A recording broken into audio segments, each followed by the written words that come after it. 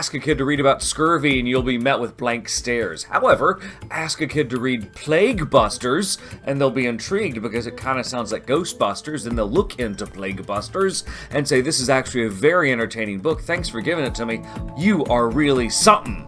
They may not say that, but this is a very entertaining book because it gets kids interested in scurvy, in the plague, in Black Death, in tuberculosis, and cholera. It has chapters on each of these, and it does it in a very illustrated, heavy way it doesn't water down the content at all, but it makes it very funny, very approachable, and entertaining.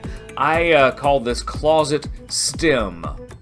Because Plague Busters, Medicine's battles with history's deadliest diseases, is an illustrated chapter book that's going to get those reluctant readers interested in STEM topics because it's disgusting, it's curious, it's very funny, and it's got some great illustrations.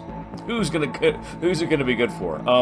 Those fifth graders, in my mind's eye, you'll be able to read this and really latch into it. However, you fifth grade readers, you've got to be really curious to jam into Plague Busters.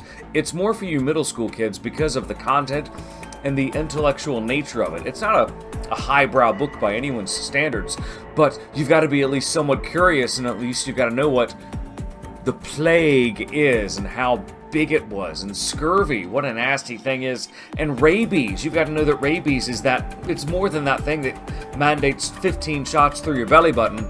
It's a thing that still exists today. Don't play with stray dogs, kids, by the way. Plague Busters is highly entertaining, and it's really fun. It really is. It's going to be great for those kids who know that they like medicine, and it's going to introduce some kids who need to learn to love to read. It's going to introduce them to medicine and to biology and the fact that it can be fun. It is fun. It's Plague Busters, and it's going to be great for those kids in 5th grade and up.